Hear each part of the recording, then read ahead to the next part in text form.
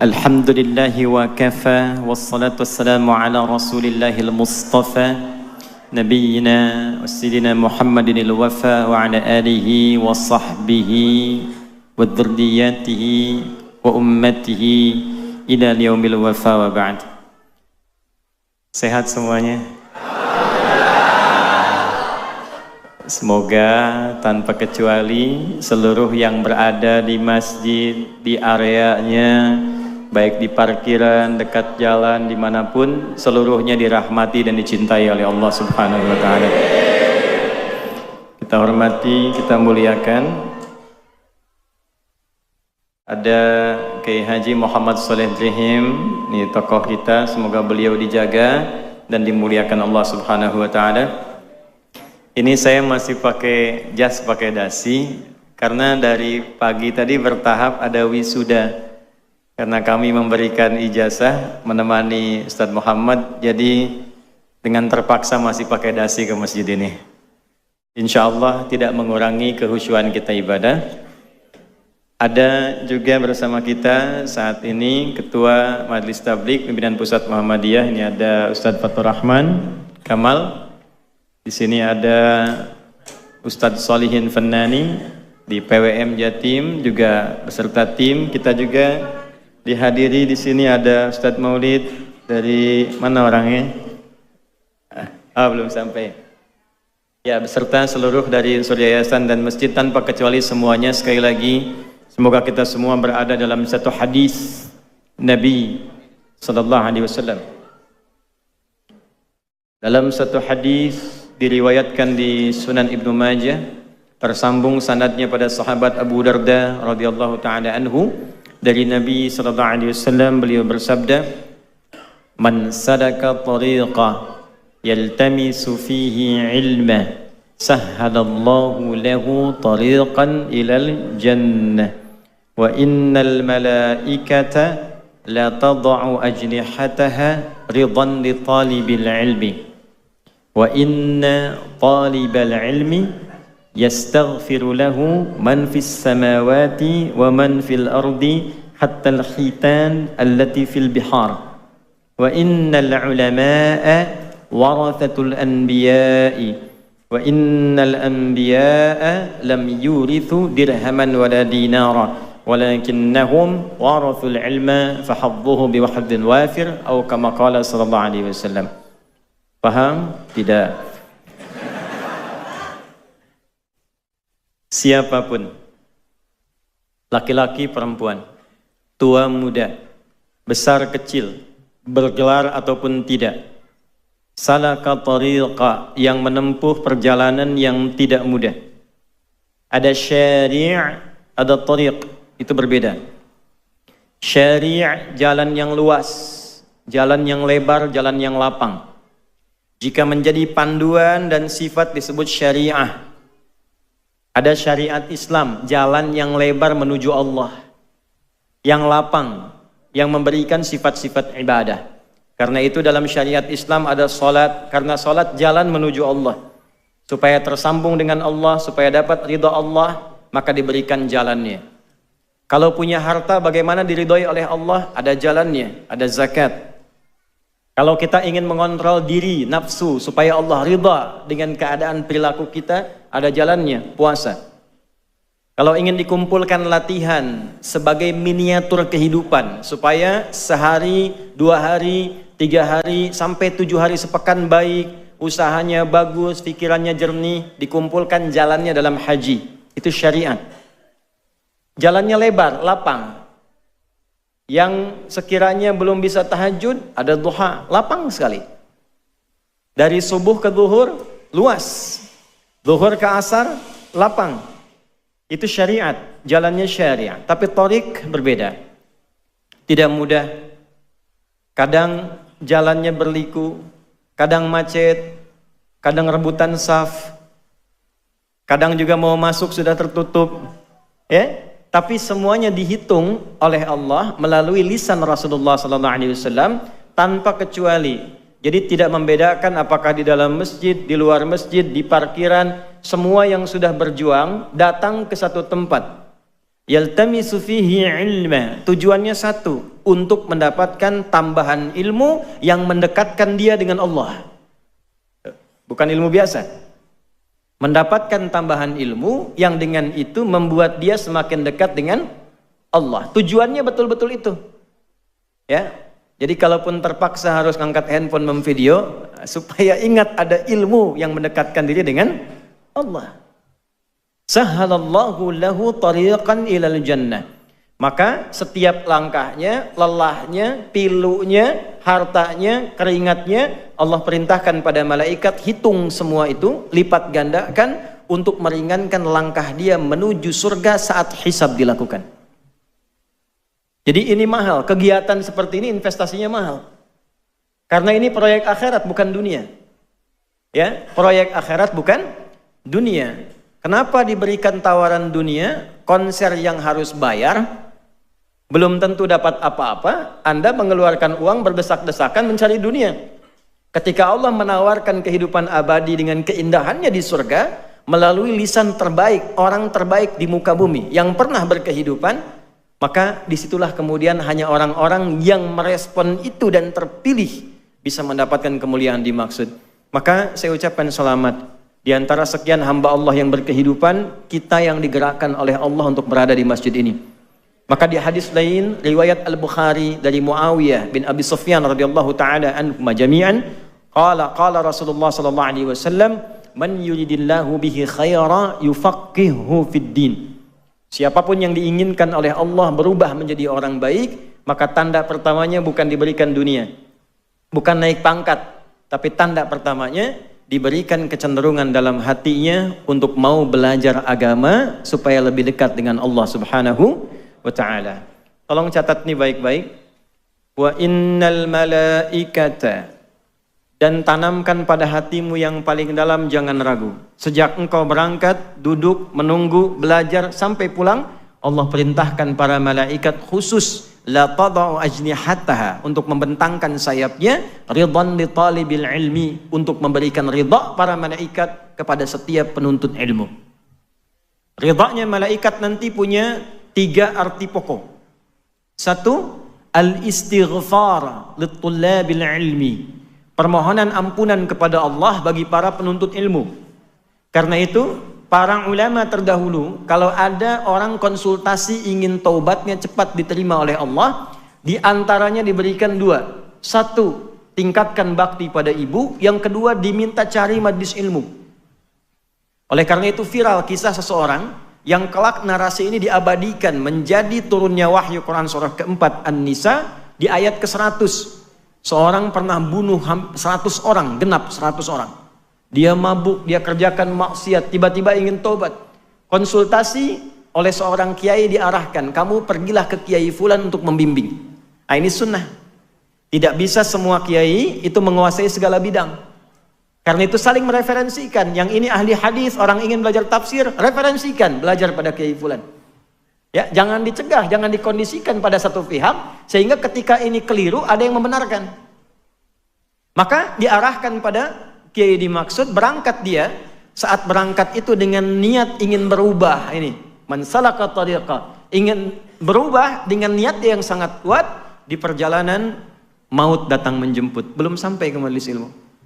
Thumma yudrikul maut, tiba-tiba maut datang, baru lebih sejengkal dari perjalanan itu. Jadi kalau jaraknya 100 meter, dia baru 50 meter plus 1 jengkal, belum sampai ke tujuan. Tapi karena di jalannya, tapak kakinya dia niatkan untuk mendapatkan ampunan Allah, dia istighfar di jalannya, itulah kalimat pertama yang menggugurkan seluruh dosa-dosanya. Dihapuskan dosanya, lebih sejengkalnya menjadi amalan baru bagi dia. Maka taubatnya diterima, dosanya digugurkan, dan dengan amalan sejengkal dimasukkan ke dalam surga Allah Subhanahu wa ta'ala. Wa may yuhajir fi sabilillah yajid fil ardi maraghaman katsiran wa sa'ah. Wa may yakhruj min baitihi muhajiran ila Allah wa rasulih thumma yudrikul maut faqad waqa'a ajruhu 'ala Allah. Siapapun yang mau merubah dirinya, datang ke pengajian ingin merubah diri, bukan ingin update status, bukan ingin cari konten supaya nambah subscriber, tapi betul-betul ingin merubah diri, supaya lebih dekat dengan Allah. Lalu dia berangkat. Kalau dari dia belajar berpengaruh sampai kembali dia berubah, maka Allah berikan perubahan pada dirinya. Tanda pertamanya, Allah berikan keadaan hati yang lebih tenang dari sebelumnya. Jadi kalau cari pengajian, buat yang merubah kita lebih dekat dengan Allah. Hati semakin tenang, lebih enak ibadah. Kalaulah kemudian dia meninggal, dia keluar, belum sampai ke tujuan, meninggal di tengah jalan. Thumma yudrikul maut, faqad waqa'a ajruhu 'ala Allah. Pakai fa, harfu atfin rabitin baina syai'aini bila hudud. Huruf penyambung dua peristiwa tanpa jeda. Peristiwa pertama berangkat dari rumah mau ngaji, peristiwa kedua datang kematian. Belum sampai meninggal. Digabungkan, saat meninggal itulah aku tuliskan, kata Allah, aku perintahkan malaikat tuliskan pahalanya, gugurkan dosanya. Nah, ini yang menjadikan orang tadi bernilai di hadapan Allah. Sekarang saya balik tanya nih, ada yang pernah bunuh orang nggak di sini? Mumpung ada polisi tadi itu di luar tuh. Tidak ada. Ada yang sering mabuk? Tidak ada. Ada yang zina? Tidak ada. Anda bisa bayangkan. Orang yang pernah bunuh 100 orang, kriminal hidupnya, datang ke majelis ilmu, di tengah jalan meninggal, diampuni dosa, masuk surga. Anda belum pernah bunuh orang. Tidak larut dalam kemaksiatan. Sudah ditempatkan di tempat ini, Allah yang pilih Anda. Saya nggak kenal Anda pada umumnya. Siapa yang menggerakkan Anda sampai di sini? Kalau Allah sudah berkenan Anda datang di sini, dan Anda belum mau berubah, dengan cara apa lagi diarahkan jadi orang baik? Itu hal pertama yang paling penting tanamkan pada diri kita. Syukuri ya akhi. Ikhwan, bersyukurlah. Alhamdulillah, siang panas, orang waktunya tidur, makan, istirahat. Anda kok mau ngaji gitu? Ada yang dari pagi di sini saya dengar. Ada yang dari subuh. Tuh. Padahal saya masih di Sidoarjo dari subuh. Ya, siapa yang gerakan Anda mau ke sini? Kalau dengan semacam itu Allah sudah gerakan, belum terfikir Anda untuk berubah, maka dengan cara apa lagi difasilitasi? Karena itulah mari kita mulai kajian kita dengan singkat dan padat. Bagaimana membekali diri supaya lebih bersemangat untuk menjadi pribadi yang lebih baik. Inilah materi yang coba kita uraikan jika ujian itu terjadi. Itu temanya ya? Nah, maka hadapilah. Ya, demikian materi yang bisa disampaikan. Terus dia ujian terjadi kok bikin status. Nggak nyangka ya. Yang terjadi ya hadapi. Selesai materi. Salah sendiri yang bikin judul tuh. Apa itu ujian? Wa ma adraka ma ujian. Bagaimana menghadapinya? Seperti apa konstruksinya? Biasanya kalau kita paham dari awalnya, mudah mengatasinya. Bapak Ibu sekalian, kita mulai dengan Al-Quran surah kita pakai Quran ya, supaya lebih gampang. Surah kedua Al-Baqarah, di ayat 155 sampai 157. Wa qabla dhalika urid an u'arifa ilaikum jami'an, la akhsha an ansiya fi hadha al-mawdu' wa ma'ana yahdur alhamdulillah ikhwanuna min Filistin. Di siang hari ini kita diberikan berkah oleh Allah. Sebelum saya lupa, ada para pejuang saudara kita yang langsung datang ke sini dari Palestina. Ya. Ma'ana Sayyid al-Akh al-Fadil Ustaz Naji, Dr. Naji. Nah, ini beliau. Wa nuntikum ba'din insyaallah kalimat. Nanti kita dengar dari beliau. Ini sosok luar biasa. Wa yalihi Dr. Bilal. Ya. Ini Dr. Bilal. Ini sudah menikah ya Bu ya, Dr. Bilal ini. Dan insya Allah bisa bahasa Indonesia karena juga kuliah di ITB. Ini yang Dr. Bilal. Kemudian jadi Dr. Ali, Syekh Ali. Assalamualaikum warahmatullahi wabarakatuh. Nah, bisanya itu aja bahasa Indonesianya nanti. يتفضل بعدين إن شاء الله نعطيكم في اللحظات الأخيرة من المحاضرة يعطي الكلمة للإخوان. Nanti kita dengar 5 menit 10 menit terakhir sebelum kita berakhir tausiah dan berdoa dari para pejuang-pejuang ini, barangkali ingin menyapa kita semua apa yang ingin disampaikan. Baik, Bapak Ibu sekalian, kita mulai Quran surah kedua Al-Baqarah di ayat 155 sampai 157. A'udzu billahi minasyaitonir rajim. Bismillahirrahmanirrahim. Wa lanabluwannakum bisyai' minal khauf wal ju' ونقص من الأموال والأنفس والثمرات وبشر الصابرين الذين إذا أصابتهم مصيبة قالوا إنا لله وإنا إليه راجعون أولئك teruskan ayatnya أولئك عليهم صلوات من ربهم ورحمة وأولئك هم المهتدون وَلَنَبْلُوَنَّكُمْ ada pakai lamnya taukid ditambah nun taukid tsaqilah di akhirnya. Jadi kalau orang pesantren insya Allah paham. Bicara mengartikannya, dan tanamkan pada hatimu yang paling dalam. Siapapun yang menjalani hidup di dunia ini pasti akan diuji. Saya ulang ya. Tanamkan pada hatimu yang paling dalam. Siapapun yang menjalani kehidupan di muka bumi ini pasti akan diuji. Dan kalimat pastinya setelah itu menggunakan dhamirnya nahnu kembali ke Allah. Jangan diartikan jama', bukan, karena Allah itu tunggal, ahad, lam yalid walam yulad. Tunggal, ahad, ada wahid, ada ahad, itu beda.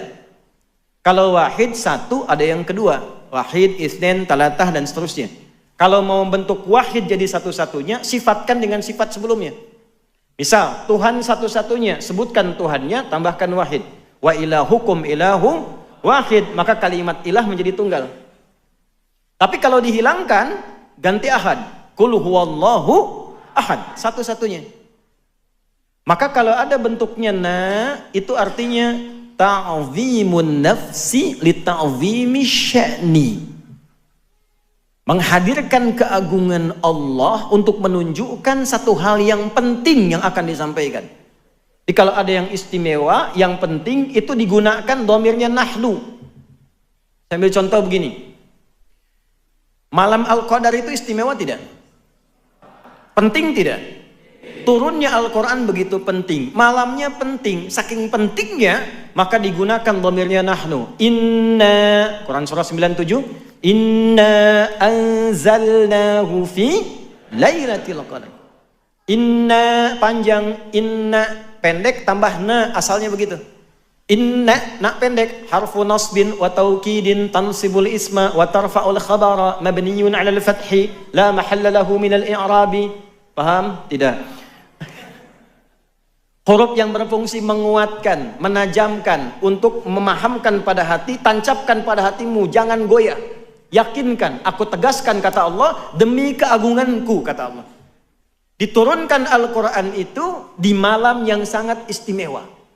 Jadi untuk menunjukkan keistimewaan turunnya Al-Quran, malamnya istimewa, Allah menghadirkan keagungan zatnya untuk menunjukkan itu penting. Saking pentingnya. Makanya malamnya menggunakan lailah. Jadi ada lail, ada lailah, itu berbeda. Kalau lail waktunya dari ba'da isya sampai menjelang fajar. Lail, sahar, fajar. Tapi kalau kita bicara pakai ta, itu istimewa. Lailah, ada yang istimewa di malam itu. Lail, malamnya. Jamaknya layali. Lala, lili, lela, layali, malam. Ibu leli, ibu malam-malam. Balik. Walanabluwannakum, dan demi keagungan zatku kata Allah, aku informasikan, jangan sampai ragu, setiap kalian yang hidup menjalani kehidupan di bumi ini pasti akan diuji. Nah, jadi persamaan pertama ini tolong dibayangkan saja ya, biasanya suka saya tulis tapi karena kita agak padat jadi dibayangkan. Yang hidup pasti diuji.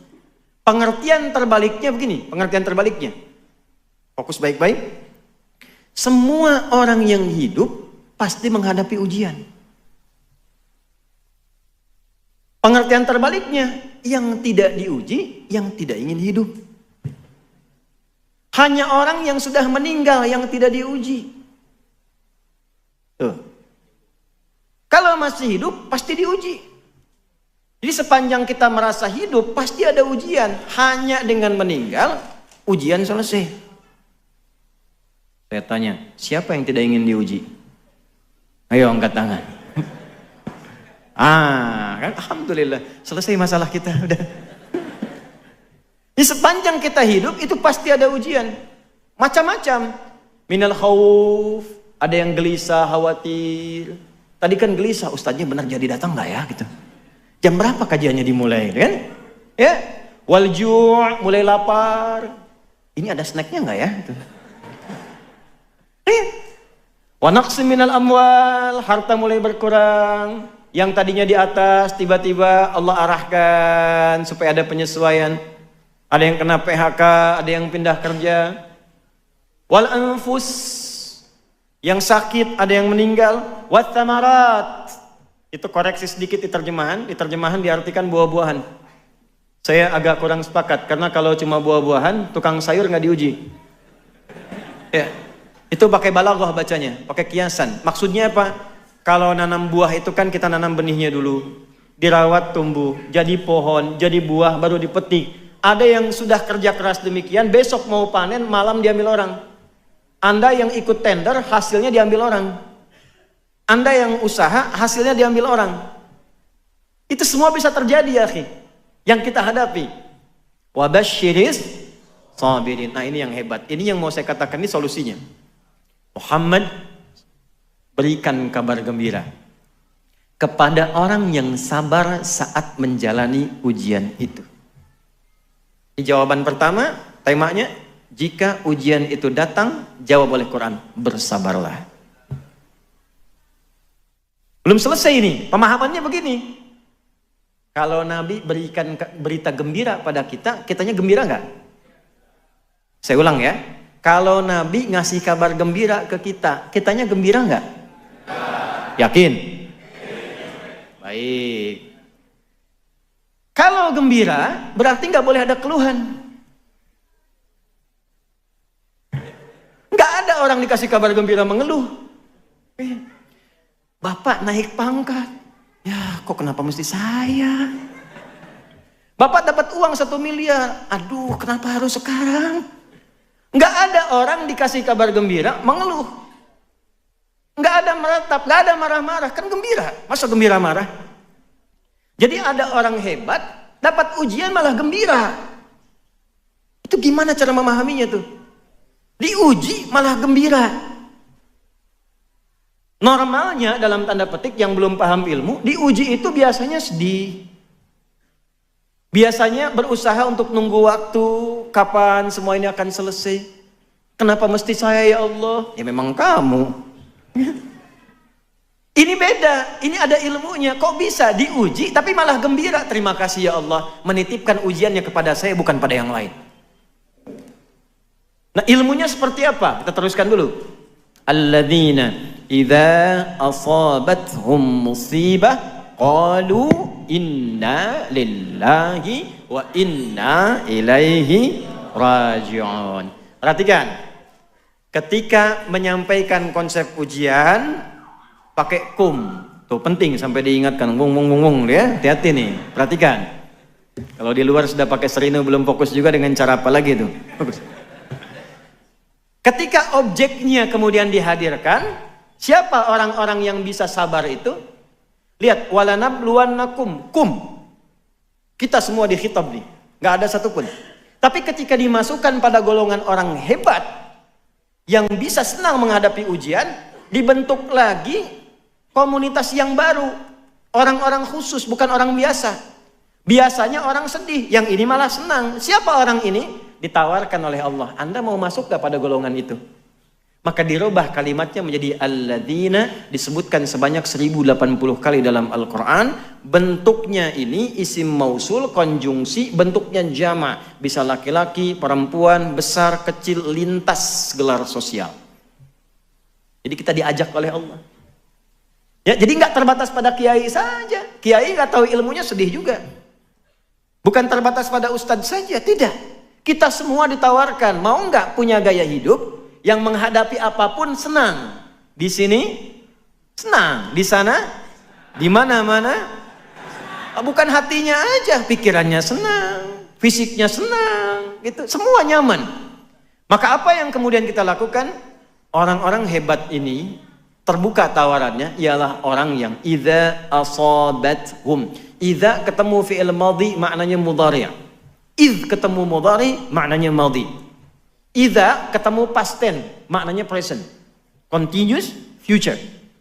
Ya. Idza asabathum, apabila mereka menghadapi ujian yang sedang ada di hadapannya. Diuji. Qalu, mereka meyakinkan pada hatinya, berkata. Jadi boleh katakan pada hati kita. Keluarkan kalimatnya. Kita punya ayatnya, katakan pada hati kita. Pertama, nanti saya detilkan. Inna lillahi wa inna ilaihi raji'un. Perhatikan ya. Idza asabathum musibah. Tadi satu sudah saya urai, kalau hidup pasti diuji, maka bersabarlah. Yang kedua, ujian itu ternyata semua yang kita alami itu sifatnya ujian. Jadi Anda jangan batasi yang kita alami jadi ujian itu yang kita pandang jelek saja. Tidak. Tidak. Semua ini ujian. Ini saya ketemu Anda, ini ujian saya nih. Ini semua yang kita alami ujian. Musibah itu dari kata asaba yusibu, yang kita alami, yang menimpa kita. Setiap yang kita alami itu musibah, bentuknya dua. Ada musibah suka, caranya syukur. Ada musibah duka, caranya sabar. Contoh musibah syukur di Quran di surat apa? 27. Surat apa itu? An-Naml. Ayat berapa? Ayat 40. Di lisan siapa? Nabi Sulaiman. Liyabluwani aashkur am akfur. Jadi begitu ditampakkan istana Bilqis di hadapannya, ya, oleh satu orang yang diberikan ilmu oleh Allah kepadanya, muncul Nabi Sulaiman itu ingat, saya punya kemampuan dengan izin Allah menaklukkan awan. Kemampuan bicara dengan hewan. Kemampuan mengendalikan jin dan sebagainya. Lalu ditampakkan pembuktiannya. Apa kalimat pertamanya? Ini ujian bagi saya. Apakah semua nikmat yang menyenangkan ini saya syukuri atau tidak? Jadi jangan Anda kira, maaf, ujian itu pada sesuatu yang duka saja. Ada yang meninggal, ujian. Sakit, ujian. Sehat pun diuji. Ya akhi, yang meninggal, maut datang padanya. Yang hidup, kehidupan hayat masih ada. Nurul hayat. Maut dan hayat itu ujian buat kita. Kalimatnya nabluwakum. Quran surat berapa? 67. Ayat berapa? Ayat kedua. Huwallazi khalaqal mauta wal hayat liyabluwakum ayyukum ahsanu amala. Ini semuanya ujian. Naik jabatan ujian. Makanya orang dulu Pak Sobi, itu kalau jadi rektor, jadi pejabat, jadi apapun, itu kalimat pertamanya, Umar bin Abdul Aziz dilantik, kalimat pertamanya, inna lillahi wa inna ilaihi. Ada yang kuliah di sini mahasiswa? Kalau dapat IPK 4, apa kalimat yang diucapkan? Nah, itu benar, alhamdulillah. Ya, tapi setelah itu jadi ujian, ujiannya ujian amalan, makanya dapat ijazah. Ajaza yujizu ijazatan, diberikan izin kebolehan mengamalkan ilmunya. Jadi ijazah itu bukan koleksian sertifikat disimpan, bukan. Karena dicek, ada talaki depan gurunya, dicek, betul bagus, silahkan ngajar, kasih ijazah. Nah, ketika mengajar, ujian. Ini semuanya diuji. Anda kesini pakai kendaraan, mobil, motor, macam-macam, itu ujian. Dihisab nanti tuh. Betul, dihisab itu. Makanya kalau Allah uji dengan benda apapun, pakai ibadah dulu. Dikasih Ferrari, subuhan dulu. Pakai ke masjid. Jadi pas dihisab ringan. Ini saya ikuti tuh pola itu tuh. Jadi kalau ada apapun Allah titipkan, saya ada baju nih. Dihadiahkan oleh Allah lewat tangan tertentu. Saya pakai sholat dulu tuh. Pakai sholat dulu. Jadi kalau dihisab enak. Ya, di hidayat dari mana engkau dapatkan? Ya Allah, engkau maha tahu dengan segalanya. Si fulan memberikan hadiah dengan izinmu. Kemana engkau gunakan? Ya Allah, dipakai sholat. Gampang. Bajunya dikonfirmasi benar. Ya Allah, saya dipakai sholat di Masjid Nurul Hayat, Masjid As-Salam dan sebagainya. Nah, ini bikin sepekan sebelum acara. Dijahit di tempat bagus, dapat baju baru, dipakai kondangan. Salah? Tidak. Cuma dihisab. Tidak salah. Pulang dari sini, ibu ya, bu. Nah, ibu pulang dari sini, nanti buka pintu lemari baju, cek satu-satu. Mana yang belum pernah dipakai ibadah. Antum sama itu. Ya, sendal, motor, mobil itu ditanya. Nah itu ujian. Ya, jika ujian itu terjadi, nah kan maka bermuhasabahlah. Satukan sabar, kedua muhasabah. Jadi jangan pahami dan batasi persempit ujian itu pada aspek duka saja. Begitu meninggal, innalillahi. Hidup pun innalillah. Karena kalimatnya hidup kita itu diuji oleh Allah, meninggal pun kita kembali kepada siapa? Nah ini konsep yang kedua dulu. Sampai sini dulu. Kalau sudah paham ini, maka semua netral. Ajaban li amril mu'min. Ujian tuh. Sungguh mengagumkan perkara orang beriman itu.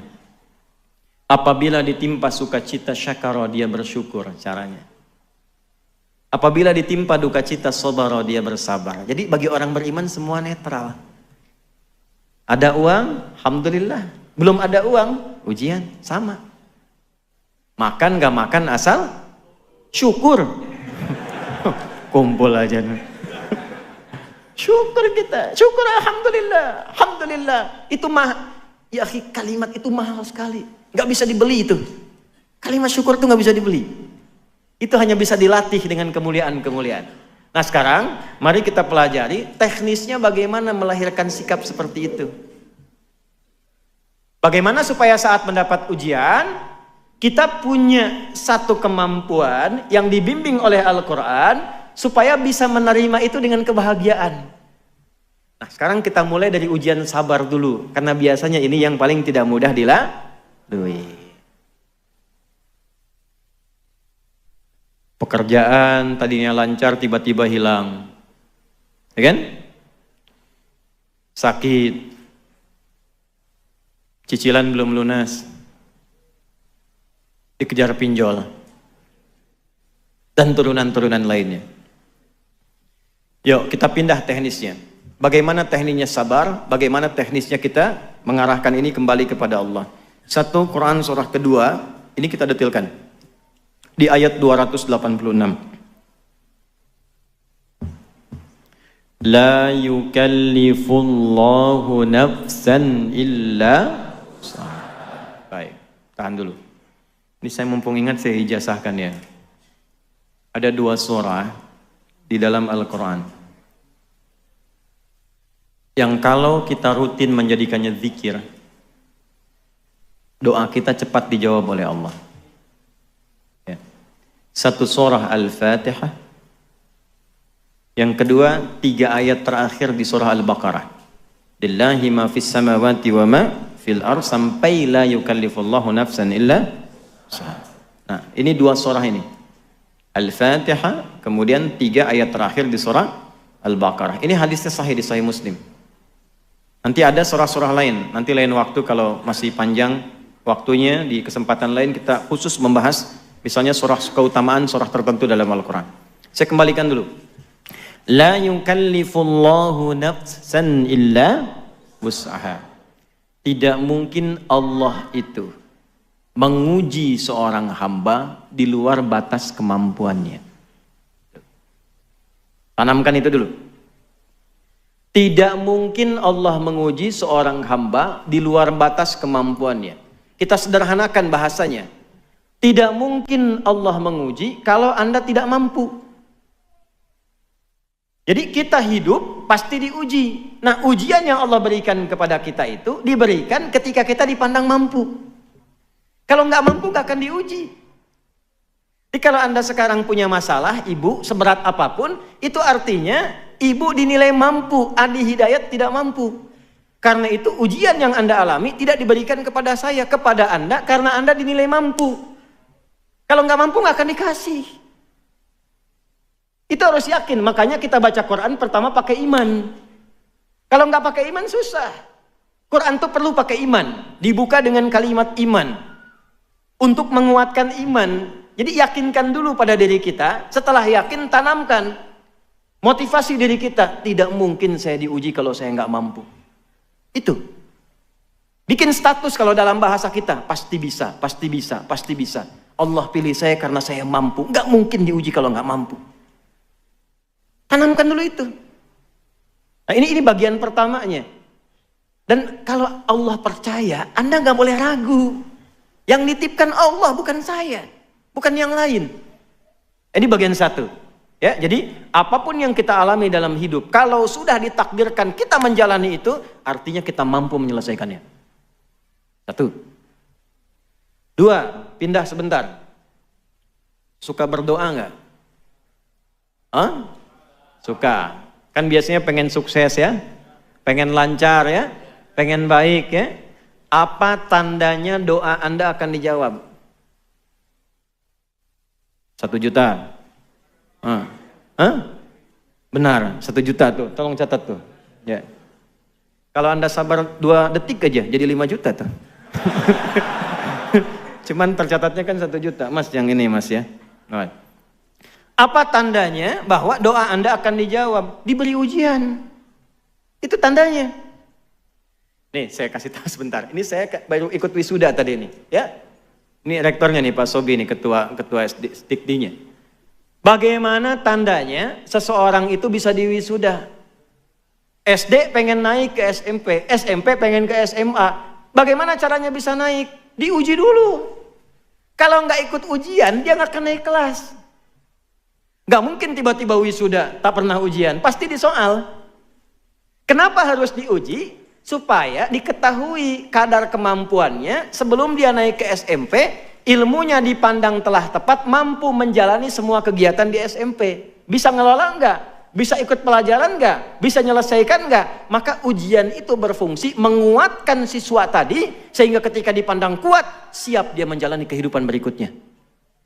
Kita berdoa, tanda doa dikabulkan itu dikasih ujian dulu. Jadi jembatan menuju jawaban doa itulah ujian. Kenapa mesti diuji? Untuk mengetes pada diri kita, serius nggak pengen itu? Nanti kalau sudah dapat bisa ngelola nggak? Kalau dikasih nggak bisa ngelola, jadi musibah. Allah punya sifat Rahman, tidak ingin menetipkan satu hal pada seorang hamba yang menjadikan dia tersiksa dan punya dosa dengan itu. Karena itu ujian datang untuk mengoptimalkan dulu kemampuan kita, sehingga ketika itu diberi, telah siap kita menggunakannya. Itu asalnya. Jadi ketika Anda mengalami ujian, itu hasil doa Anda. Anda sendiri yang minta. Itu produk doa. Ya Allah, saya ingin begini, begini, begini. Datang ujian. Kenapa mesti saya ya Allah? Kan kamu tadi yang minta. Jadi pahami, ujian itu sebagai jembatan menuju jawaban doa kita. Begitu kita minta ada masalah, segera bersyukur. Alhamdulillah, tandanya doa akan segera dijawab. Ya Allah, saya ingin berkhidmat untuk Al-Quran. Saya mencintai Quran ya Allah. Ikhtiar saya. Saya pengen lulus ya Allah di kampus yang bisa mengajarkan saya Quran. Fikih dengan baik. Ikut kita daurah dari Madinah. Bahkan sejak kelas 2 SMA, saya belajar kurikulumnya itu. Begitu lulus, langsung dikasih rekomendasi oleh orang yang di Timur Tengah, ada tanda tangannya, langsung diterima. Tiba-tiba, begitu sudah disampaikan, siap di ACC, udah tanda tangan, boom, bom Bali terjadi. Dan kita berdoa pada Allah, semoga tidak pernah terjadi yang demikian. Hati-hati ya, kalau aliran mengajak pada yang tidak benar, segera tinggalkan. Ya, dulu pernah ada di Sarinah, di Jalan Tamrin itu bom meledak, buar. Saya di Lampung itu, Ustaz ditanya, jemaah acungkan tangan Ustadz, apakah bom di Jalan Tamrin termasuk jihad fisabilillah? Saya bilang, Mas, jihad fisabilillah itu jihad di jalan Allah, bukan di Jalan Tamrin. Balik lagi. Bom meledak. Alih-alih ke Madinah, ke Ciputat. Madinah Ciputat. Coba lihat bagaimana Allah menyiapkan sesuai jawaban doa. Apakah kecewa? Tidak. Gelisah? Tidak. Kita nikmati aja, terima kasih ya Allah. Diantarkan ke Ciputat. Ternyata ada kurikulum baru, cabang dari Al-Azhar kurikulumnya, namanya Dirasat Islamiyah wal Arabiyah. Di situ yang ngajarnya yang Arabnya, yang muftinya, konstruksi hukumnya. Sebelum berangkat saya disiapkan dulu. Tiba-tiba setelah 2 tahun semester 5, saya ngambil semester pendek. Tinggal 1 bagian lagi selesai saya. Ditelepon. Ustaz Adi, ini ada kuota ke Libya 2 orang. Tolong carikan. Siap, saya cari. Begitu saya carikan ketemu satu. Saya bilang, Ustadz dulu namanya Ustadz Iyad Mulyana. Ustadz cuma ada satu. Kenapa enggak Ananda yang temani saja ke sana? Sudah saya berangkat. Niat mematuhi guru. Berangkat saya. Matuhi kiai, kita berangkat. Bismillah. Nyampe ke sana, oh ini yang saya cari. Di kampus itulah ternyata alhamdulillah yang kuliah hanya tulabul ilmi, duat saja, calon ulama saja. Belajarnya terukur di absen, bolos 3 kali langsung pulang. Kalau nyontek ketahuan pasti 100% rekornya. Langsung 2 jam diberikan persiapan untuk pulang, kemas-kemas barang, dikawal oleh bagian imigrasi ke bandara, dikasih catatan di dekat pasportnya, orang ini nyontek nggak boleh kembali. Harap-harap ke Madinah, berangkatnya ke Tripoli. Ternyata mazhab pertama di Madinah itu kan Maliki. Imam Malik itu imam Darul Hijrah, lahir di Madinah, tumbuh di Madinah, wafat di Madinah. Mazhabnya Maliki, Darul Hijrah. Saya diantarkan ke tempat pertama mazhab Maliki itu berada. Sekarang menyebarnya di mana? Afrika Utara, di Tripoli, Libya, mazhabnya Maliki. Maka berangkat ke sana, ngaji tafsir, kemudian ke Kairo, ke Syekh Tantawi, Jauhari. Belajar tafsir, ngambil tafsir Al-Wasit, belajar di Bu'oth, dapat hadiah kitab tafsir Al-Wasit, dapat mazhab Syafi'i. Belajar dengan Syekh Wahbah Zuhaili, lalu ngambil Maliki, ngambil Syafi'i, ternyata dari situ diberangkatkan juga ke Saudi. Akhirnya kita ke Ummul Qura, kita kunjungi Madinah, dapat Hambali. Pulang-pulang ketemu teman-teman dari Asia Selatan, India, Pakistan, ya kan? IPB, India, Pakistan, Bangladesh, ya. Ternyata itu apa? Hanafi. Jadi kita berharap satu mazhab, Allah antarkan 4 mazhab. Karena kebutuhan rakyatmu, kebutuhan masyarakat umatmu di Indonesia bukan 1-2 mazhab, 4 mazhab. Disitulah kita belajar, oh ternyata alumni kita itu luar biasa. Ada yang ke Madinah, ada yang ke Libya, ada yang ke Maroko, ada yang ke Tunis. Pulang-pulang menyebar. Yang dari Madinah pulang ke Surabaya, baca bismillahnya karena Hambali disirkan, keluar. Bismillahirrahmanirrahim. Alhamdulillahi Rabbil Alamin. Yang pulang kemudian dari Mesir, baca bismillahnya dijaharkan. Bismillahirrahmanirrahim. Alhamdulillahi Rabbil Alamin. Yang pulang dari Libya, dari Tunis, yang dari Asia Selatan, itu Maliki dan Hanafi, bismillahnya tidak dibaca, langsung hamdalah. Alhamdulillahi Rabbil Alamin. Setelah dicek, Allahu Akbar. Ternyata cara baca bismillah dipelajari 4 mazhab, ada 4 cara. Kurang lebih ada yang menghitung 70 hadis, caranya ada 4. Bisa dibaca keras jahar, bisa disirkan silent, bisa tidak dibaca sama sekali, bisa dibaca rakaat pertama bismillah jahar, selanjutnya nggak dibaca. Seperti Imam Madinah yang kemarin bacakan di Istiqlal. 4 cara. Kalau tidak belajar itu masalah.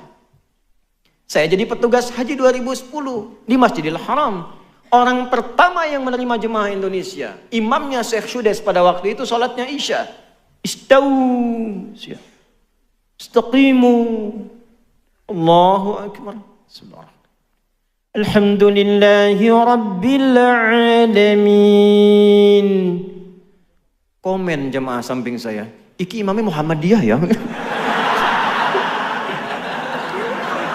Saya nggak jadi takbir. Muhammadiyah cabang Masjidil Haram.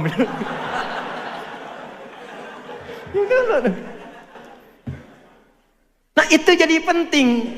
Ketika ilmu itu ada, punya keyakinan, kenapa saya diberangkatkan itu? Oh saya baru paham, ini maksudnya.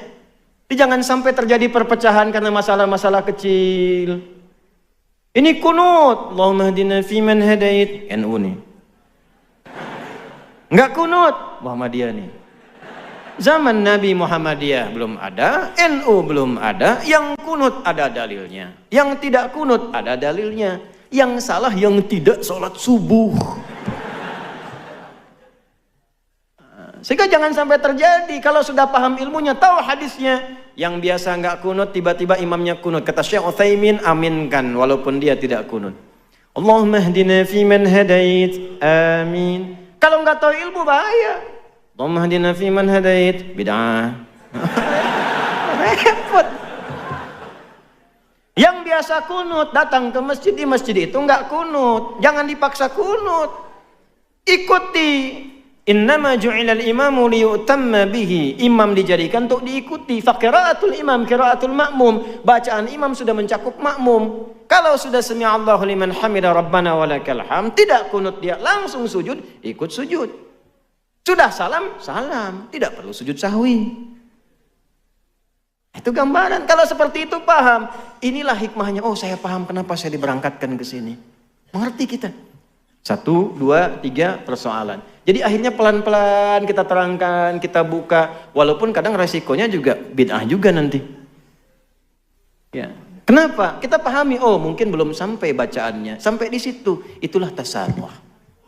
Nah ujian juga begitu. Anda bisa beda-beda. Semua orang beda, cuman substansinya sama. Diuji.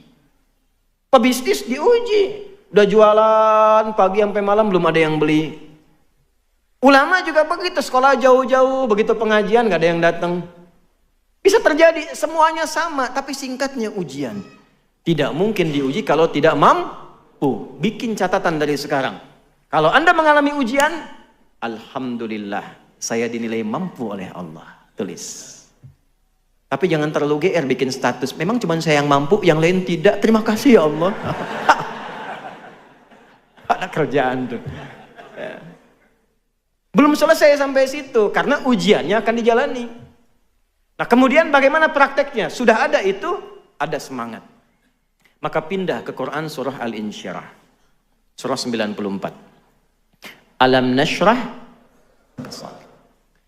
wa wada'na alladhi anqadha dhahrak wa rafa'na fa inna ma'al fa idza wa ila. Apa artinya insyirah? Lapangan. Bagus. Kalau nggak ada hadiahnya semua pengen jawab cepat tuh. Memang luar biasa. Insyirah itu sesuatu yang lapang dan luas, lebar. Kenapa surat ini muncul? Al-ibratu bi umumil lafdhi la bi khususis sababi. Tidak khusus saja kisah tentang asbabun nuzulnya, tapi pesan besarnya keumuman lafadznya untuk kita. Perhatikan baik-baik, ini poin pentingnya. Bapak Ibu sekalian, ketika kita diuji, kunci paling besar perannya ada di sini, di hati. Ini yang mengendalikan. Fisik kita hanya mengeksekusi. Kalau hatinya bagus, semua ujian itu ringan. Tapi kalau hatinya jelek dan sempit, sekecil apapun ujian terasa besar. Maka ayat ini ingin memberikan satu panduan kepada kita, lapangkan hatimu di setiap saat, sehingga masalah apapun yang dihadapi jadi kecil. Anak muda datang kepada seorang kiai konsultasi. Saya sampaikan kisah ini pada presiden di masa lalu ketika sedang gundah. Dan ikut tausiah saya sampaikan, alhamdulillah setelah itu cerah. Fadilah Quran. Datang seorang anak muda ke seorang kiai, kusut wajahnya. Dia ingin mengadukan masalah. Dibawalah oleh kiai itu ke satu danau yang lapang. Kiainya bawa gelas, bawa garam. Jadi yang satu bawa gelas, satu bawa garam, satu genggaman. Sudah tiba di samping, kata kiai itu, coba ambil air dari danau itu, ambil. Lalu diisi oleh kiai itu dengan setengah genggam dari garam. Minum. Oh itu asin, minum dulu. Begitu diminum betul asin. Dia muntahkan airnya. Lalu yang kedua, sisa setengah garam itu dilemparkan oleh kiai tadi ke danau tadi. Yang airnya segar. Sekarang ambil lagi yang baru. Diambil, minum. Bagaimana rasanya? Segar. Itulah keadaan hatimu. Kalau hatimu hanya sesempit cawan ini, maka masalah kecil pun akan terasa besar, seperti garam sedikit pun terasa asin. Tapi kalau engkau lapangkan hatimu seluas danau ini, maka yang besar akan terasa kecil, yang hilang pun, yang kecil pun hilang begitu saja. Nah sekarang bacakan ayatnya. Alam nashrah laka sadrak. Hei, tolong tempatkan ayat itu kepada diri kita. Walaupun konteksnya waktu itu ke Nabi Muhammad. Bawa ke dalam diri kita. Misal, Asep ada di sini? Ada. Doni? Cecep, Firman? Ada semua ya? Ganti yang nggak ada. Ini pasti nggak ada nih. Suneo. Pasti nggak ada ya? Misal Suneo nih diuji. Katakan pada hatinya, alam nashrah laka sadrak. Hei Suneo. Udah, jangan ketawa dulu. Ganti saya aja deh, Adi. Hei Adi Hidayat. Bukankah aku sudah buat hatimu lapang? Kenapa engkau kecilkan? Aku sudah ciptakan hatimu itu luas untuk menghadapi setiap masalah. Kenapa engkau jadikan kecil sehingga engkau tidak mudah menghadapi masalah? Ya akhi, hati kita ini diciptakan oleh Allah walaupun kecil, isinya lapang. Untuk apa? Memudahkan semua masalah dihadapi. Bahasa bebasnya begini, saya sudah lapangkan, kenapa engkau sempitkan? Sehingga masalah yang bisa engkau alami dengan mudah itu menjadi berat. Bukan karena berat masalahnya, tapi karena sempit hatinya. Alladzi kalau dhahrak, itu yang membuat kita itu berat dari ujung kepala sampai ujung kaki. Kepikiran, dikasih ayam gak mau. Kenapa gak dimakan? Ayam belum digoreng. Jalan gelap gitu. Padahal harta masih ada. Cuman karena satu masalah. Alam nashrah laka sadrak wa wada'na anka wizrak. Dulu itu engkau punya banyak masalah, aku selesaikan. Ini Anda berapa tahun? 20 tahun, 30 tahun, 40 tahun. Bukankah sepanjang hidup kita sudah mengalami banyak masalah? Kalau dikumpulkan, kalau mau tahu setiap punya masalah, catat satu-satu supaya Anda tahu berapa masalah yang sudah Anda hadapi selama hidup. Ini sampai sekarang ratusan ribu, jutaan masalah sudah kita hadapi. Allah sudah lapangkan hati kita, diselesaikan. Kenapa yang ribuan masalah yang lalu kita selesai nyaman, dengan satu masalah kita merasa berat? Aku sudah lapangkan hatimu sehingga ribuan masalah di masa lalu bisa selesai. Kenapa dengan satu masalah yang sekarang engkau begitu berat? Barangkali engkau sempitkan hatimu itu. Secara psikologi kalau sekarang punya masalah, lihat masa lalu. Yang dulu aja selesai, masa yang sekarang nggak selesai. Nah itu maksudnya. Katakan. Wa wada'na anka wizrak alladhi anqadha dhahrak wa rafa'na. Dulu kamu sukses, nggak inget ya? Dulu kamu hebat. Ketika hatimu lapang, kamu sukses. Kenapa engkau harus tidak belajar dari peristiwa dulu? Apakah sukses tiba-tiba begitu saja sukses? Kan ada tahapannya. Yang ini pun aku akan antarkan kepada yang lebih tinggi lagi ketika engkau lapangkan keadaan hatimu. Tanya balik dong, belum selesai. Caranya gimana ya Allah supaya lapang? Inna ma'al usri, fa inna ma'al usri. Nah, rumus nahunya pakai. Inna, yakinkan pada hatimu yang paling dalam. Katakan. Di balik segala kesulitan pasti ada Tuh, lihat sini. Saya bahas dua bagian. Ini masih ada waktu nggak? Alhamdulillah. Tenang. Insya Allah. Sampai jam berapa? Sepakat ya? Oke, siap. Saya jam 2 kurang seperempat mau ke bandara. Anda sampai Isya. Yang belah sini nih Pak, tadi mau sampai Isya. Nih lihat sini. Perhatikan ayatnya. Inna ma'al usri. Nah, usri itu apa? Bukan sekedar sulit. Sulit itu ada dua kata di bahasa Arab. Ada sa'bun, ada usrun. Sa'bun, usrun. Hadza amru sa'b. Sa'bun itu kesulitan yang relatif. Kata si A sulit, yang lain mudah. Tuh. Bahasa Inggris sulit tidak? Sulit kata seseorang, kata orang Inggris gampang. It's very easy to speak English because I'm England, ya kan? Gampang. Hey John, have you been? Betul, bahasa Surabaya bagi orang Inggris susah, bagi orang sini gampang betul itu. Ya. Bahasa Arab itu gampang sekali. Saya tinggal di Arab, paling mudah bahasa Arab. Saking gampangnya, anak-anak kecil tuh bisa dari kecil bahasa Arab. Jangan Anda katakan karena dia tinggal di Arab, karena unta sudah ribuan tahun di Arab, gak bisa bahasa Arab. Beo Surabaya, bawa ke Arab, ajarin kaifa haluk dalam sehari. Kaifa haluk. Beo. Halo? Itu sa'bun, relatif. Tapi yang usrun, semua menganggap sulit. Siapapun menganggap sulit. Bawa mobil mudah atau sulit? Sulit bawa mobil. Mengendarai mobil relatif, bawa mobil sulit. Ya, coba praktekin di luar tuh. Bawa mobil. Hamdus sayyarah amrun thaqil ya akhi. Susah itu, amrun usrun. Amma qiyadatus sayyarah hada rubbama sa'bun wa masahil. Alaysa kadhalik? Bala, idzan nahnu nuwasil bil lughah al-arabiyyah idzan ma'al demikian. Sebaliknya, perhatikan baik-baik. Mudah itu bahasa Arabnya ada dua. Ada yusrun, ada sahlun. Sahlun itu relatif. Kata si A mudah, yang lain belum tentu.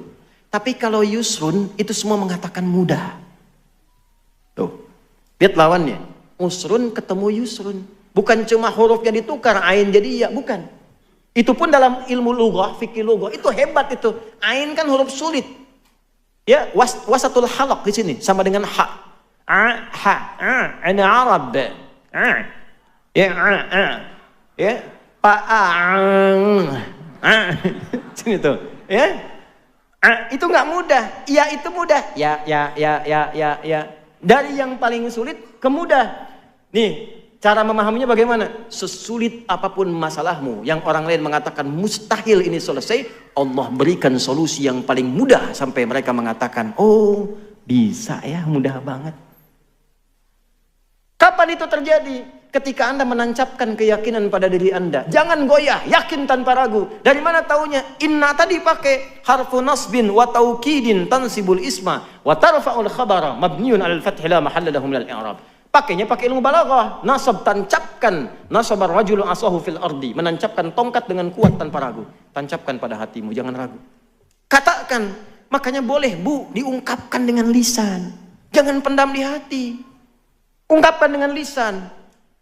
Bagaimana kalimatnya? Pasti selesai. Kalau terjemah begitu, di balik kesulitan ada kemudahan. Kepanjangan. Pasti selesai.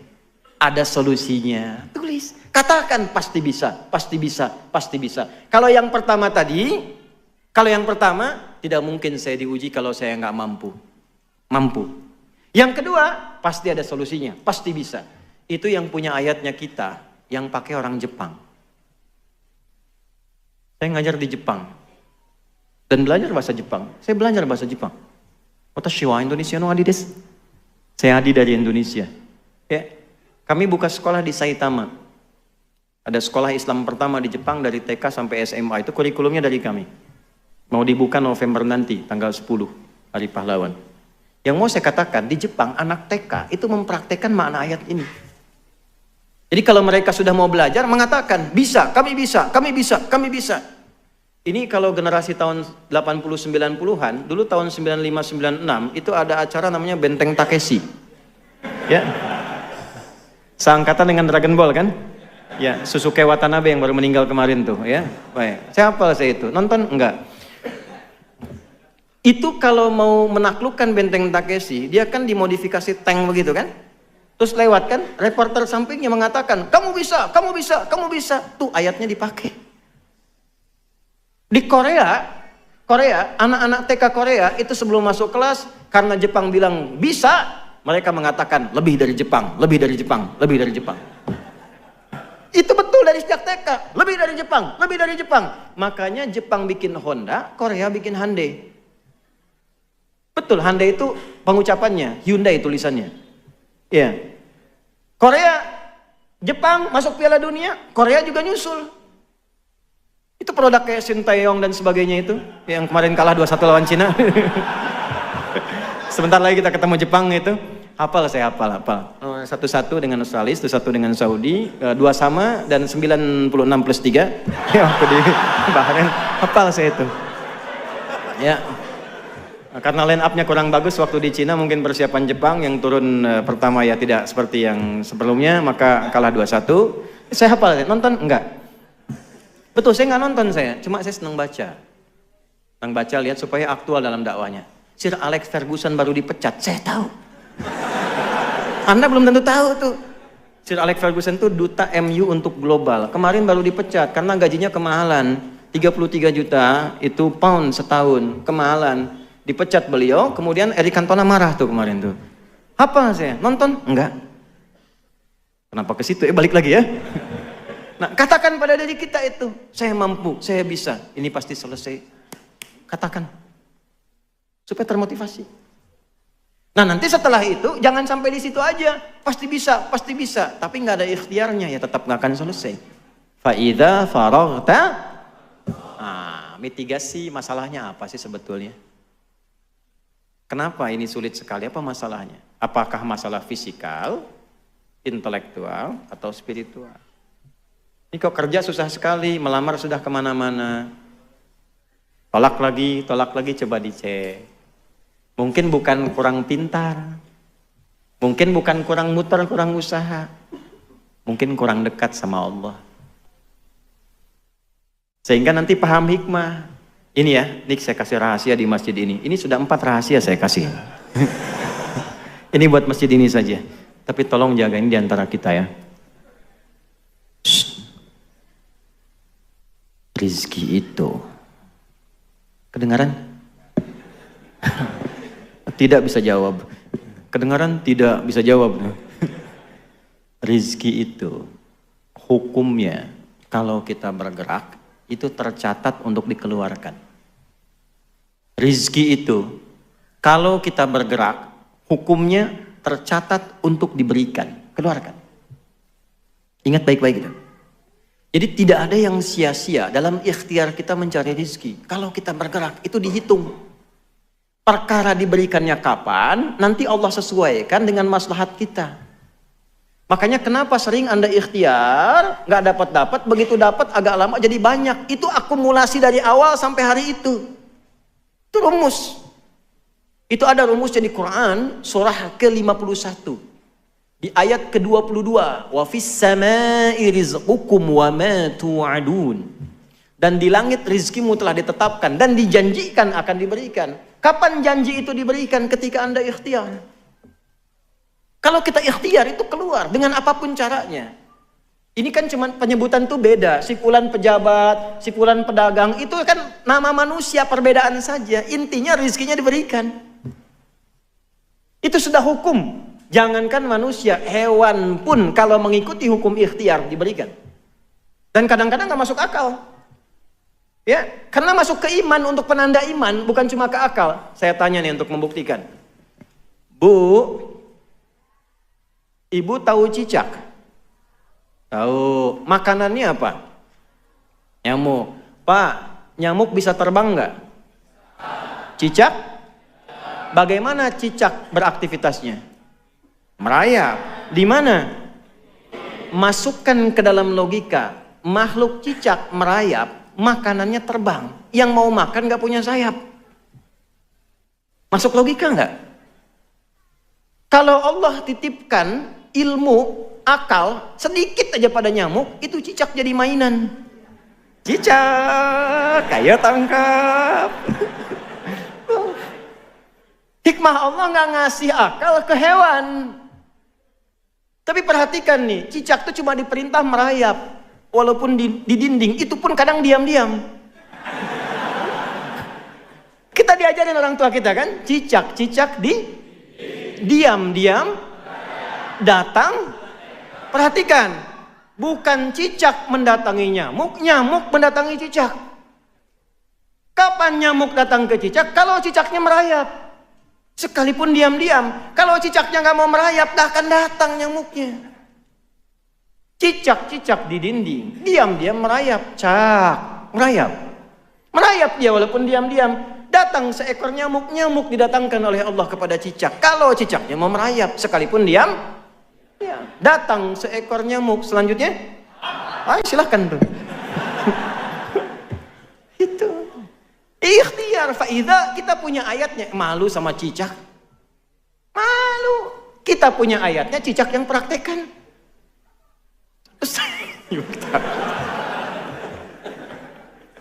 Ibu. Terus ngejek lagi. Kan? Nah, makan nyamuk tuh. Kita punya ayatnya, yang ngaji kita masa yang praktekkan cicak? Ya. Nih, tahu cacing nggak? Cacing tuh. Kalau cacing disimpan di atas wajan, terus bawahnya dipanasin tuh, wajannya. Kartelnya dipanasin. Cacingnya gimana? Menggeliat, gerak kan? Gerak. Pertanyaan saya kenapa? Salah. Bukan panas, karena cacing nggak bisa ngeluh. Aduh panas, aduh sakit, nggak bisa. Karena nggak banyak ngeluh, dia langsung cari solusi, bergerak, berikhtiar, cari tempat yang membuat dia lebih dingin. Hewan tahu, kita manusia lebih mulia daripada hewan. Walaqad karramna bani Adam, wa hamalnahum fil barri wal bahr, wa razaqnahum minat thayyibat, wa faddalnahum ala katsirin mimman khalaqna tafdila. Quran surah 17 ayat ke-70. Nah, ikhtiar. Kalau nggak ikhtiar susah, Pak. Ada 2 orang di Mesir, mahasiswa pintar, dua-duanya ahli Quran. Cuma beda pandangan. Yang satu punya prinsip, dia hafal tadi Ad-Dariyat tadi, pokoknya kalau rizki Allah pasti kasih, nggak nyari pun diberi. Teman yang kedua bilang, kamu harus ikhtiar, tetap dicari. Untuk membuktikan itu sepakat, yang pertama yang beranggapan rizki akan diberi walaupun tanpa ikhtiar, maka dia berusaha sembunyi di ruang DKM masjid, di bawah meja ada kolong. Datanglah donatur muhsinin. Tuh Ustaz Maulid tuh, ternyata muhsinin ada sanadnya tuh. Biasa bagi makanan. Begitu dibagi yang lain dapat, ini nggak dapat karena sembunyi. Kan nggak boleh ikhtiar. Lapar 1 hari. Hari kedua dibagi, ini nggak dapat. Begitu hari ketiga, makanan banyak diberikan, sisanya agak banyak, ini sudah nggak bisa tahan lapar. Hal min akhar, kata muhsinin tadi, ada yang lain nggak? Kata DKM-nya karena nggak tahu, la yujad ahad, khalas intah, nggak ada yang lainnya lagi. Ini karena nggak tahan lapar, akhirnya dia kasih kode. Kan? Baik. Maka ketika dengar itu kaget, dibuka ada orang sembunyi sudah kelaparan, dikasihlah kemudian 3 bungkus, jatah hari pertama, kedua, ketiga, bayangkan. Poinnya bukan itu. Ketika itu diberikan, datanglah kawan yang kedua itu untuk membuktikan. Kan saya bilang apa dari hari pertama? Rizki itu mesti dicari walaupun dengan kode kan? Ini nggak ada teh manis anget misalnya. Enggak, ini contoh aja. Mesti ada. Kalau nggak ada begitu, nggak ikhtiar, nggak akan bisa terjadi. Contoh.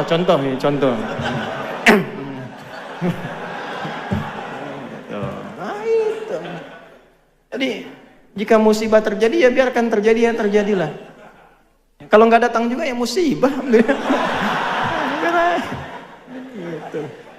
Nah, jadi itu kita hadapi saja, hadapi yang tenang, yang baik, itu saja, nggak banyak.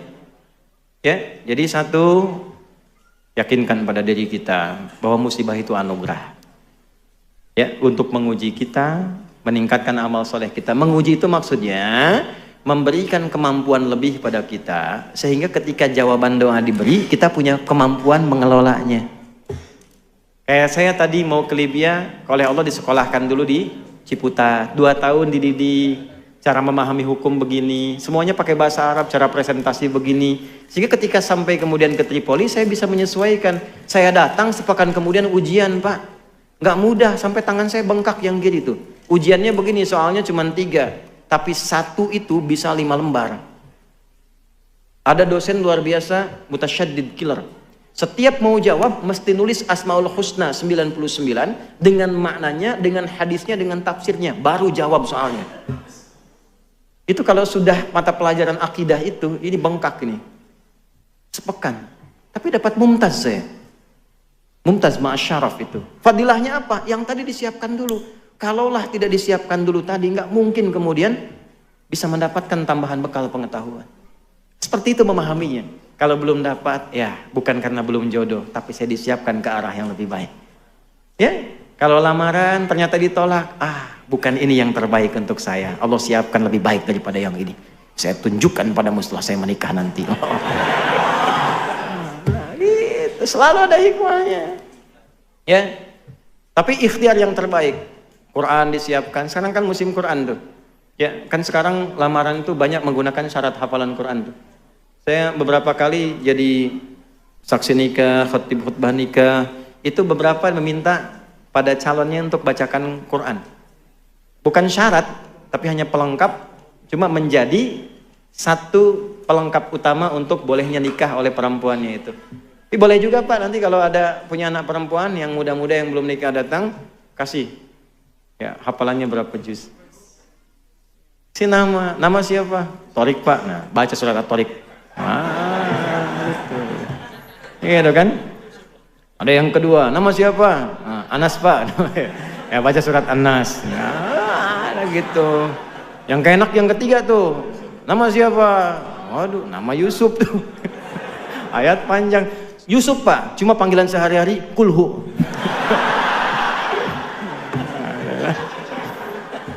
Ya itu ya yang kita kaji hari ini. Amanat saya 2. 1, jaga sholat. Saya mohon kalau bisa saling mendoakan, upayakan tahajud. Ya, kalau sholat 5 waktu nggak usah ditanya, itu standar. Tahajud itu luar biasa fadilahnya. Kalau bisa jangan tinggal kalau masih mampu menunaikannya. Berusaha walaupun sunnah hukumnya. Yang kedua, Quran. Saya mohon Quran, jadi ahli Quran. Jadi ahli Quran. Sehari baca Quran. Baca Quran. Mau tidur baca dulu. Mau berangkat 1 lembar aja, suami istri 1 halaman sebelum tidur sama anak-anak baca. Insya Allah teduh ke hati.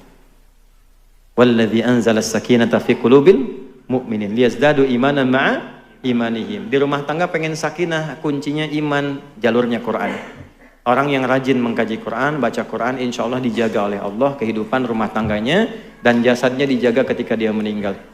Ya, saya juga sama Bu. Ini jangan dikira saya dari pagi itu belum berhenti sampai sekarang. Silakan tanya sama bapak-bapak ini. Tapi yang mau saya katakan, saya masuk mobil saya ngaji, jalan saya ngaji saya, murojaah, ngaji Pak. Ke pesawat saya naik ngaji, nunggu ngaji. Cuman kan harus pengumuman, saya mau ngaji dulu ya, nggak begitu. Ngaji aja biasa. Murojaah, tanamkan lagi. Tapi ke hatinya enak, tenang.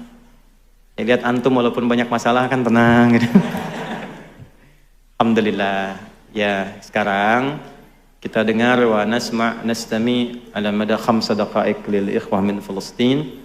Kita dengar sekitar 5 menit ya dari teman-teman dari Palestina untuk bisa menyapa kita dan memberikan kabar-kabar baik untuk kita semuanya sebagai motivasi.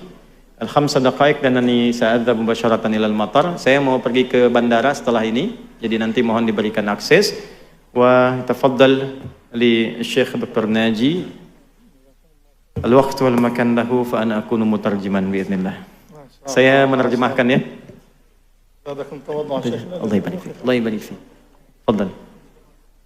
أعوذ بالله السميع العليم من الشيطان الرجيم بسم الله الرحمن الرحيم ربنا لا تزغ قلوبنا بعد إذ هديتنا وهب لنا من لدنك رحمة إنك أنت الوهاب ربنا إنك جامع الناس ليوم لا ريب فيه ووفيت كل نفس بما كسبت لا ظلم اليوم أحييكم بتحية الإسلام العظيم تحية أهل الجنة فالسلام عليكم ورحمة الله وبركاته. Ya, setelah beliau menyapa kita semua, membacakan Quran surah Ali Imran khusus ayat ke-8 sampai dengan ke-9 untuk memantapkan hatinya dan memohon kepada Allah kebenaran janjinya dan menyampaikan kepada kita tentang apa yang terjadi selama ini dengan ayat Quran supaya kita bersiap juga menjelang kematian. الإخوة والأخوات الحضور الكرام عام على طوفان الأقصى ولا زال طوفان الأقصى مستمرا. Bapak dan Ibu sekalian, apa yang kita lihat sekarang terjadi di Palestina dari Tufan Al-Aqsa, jangan digambarkan bahwa itu perjuangan selesai, tapi perjuangan akan terus berlangsung. طوفان الأقصى يناديكم جميعا يا بني اركب معنا. Perjuangan di Palestina memanggil kita semua, bukan sekedar bagi penduduk Palestina, wahai seluruhnya, maik bersama perahu bersama kita menuju ridha Allah Subhanahu wa taala. غزة اليوم بإذن الله أعدت أنفسهم إخوانكم في غزة أعدوا أنفسهم لمعركة طويلة. غزة بإذن الله لن ترفع الراية البيضاء والنصر بإذن الله تعالى سيكون حليف هذه الأمة. نحن لا نخشى على غزة بل نخشى على أنفسنا. Perjuangan yang dimulai di Gaza sampai detik ini, sampai kapanpun tidak pernah kita akan mengibarkan bendera putih. Kami tidak akan menyerah. Kami yang di Gaza berjuang, Anda pun yang di luar berjuang. Sungguh kami tidak khawatir dengan keadaan kami di Gaza yang sampai saat ini berjuang. Yang kami khawatirkan Anda saat ini yang tidak berada di Gaza. من كان يتوقع أن هذه البقعة الصغيرة غزة أن تصمد أمام الأحزاب الذي تآكلت الأكلة إلى قصعتها فقد اجتمع الغرب بخيله وخيلائه لقتل هذا المشروع الإسلامي الحضاري في غزة. Siapa yang bisa membayangkan sebuah daerah kecil, kemudian juga daerah ini diembargo dari berbagai sisi dengan kekuatan yang besar, seperti halnya kekuatan-kekuatan serangga-serangga besar memperebutkan kue-kue yang kecil dan semua bersatu untuk menghancurkannya. Siapa yang bisa membayangkan suasana itu? ولذلك جئنا لأهلنا في أندونيسيا نقول وإن استنصروكم في الدين فعليكم النصر واجب النصرة فرض عين على كل مسلم ومسلمة ما كان الله ليذر المؤمنين على ما أنتم عليه حتى يميز الخبيث من الطيب. Untuk itulah kami datang ke Indonesia untuk menyampaikan pada Anda, si kecil ini tetap teguh berjuang sampai detik ini. Dan perjuangan yang kami niatkan bukan sekedar berjuang untuk berperang, bukan, tapi untuk mempertahankan nilai-nilai agama yang kita anut. Dan perjuangan agama ini bukan hanya untuk ahli Gaza, tapi untuk kita semua dimanapun semua berada. Karena dengan itulah kemudian kita diuji untuk menghadap kepada Allah Subhanahu wa Ta'ala, untuk membedakan siapa yang bersih, yang tulus, dan siapa yang memang tidak tulus dalam berjuang untuk agamanya. Allahu Akbar. Allahu Akbar. Allahu برغم صور الألم برغم صور الدمار هذه صور عزة وكرامة. غزة بإذن الله ستكمل الطريق، ولكن ونقول وبكل ثقة قد اقترب الوعد الحق فالحق بالركب. لا تبرحوا الجبل، لا تتركوا غزة وحيدة. جزاكم الله أهلنا في أندونيسيا، جزاكم الله أهلنا في كل مكان على جهودكم الكبيرة في التضامن، ونريد الاستمرار في التضامن مع قضية فلسطين، مع قضية غزة، لأننا بدأنا نشعر أن الأمة بدأت تألف الدماء.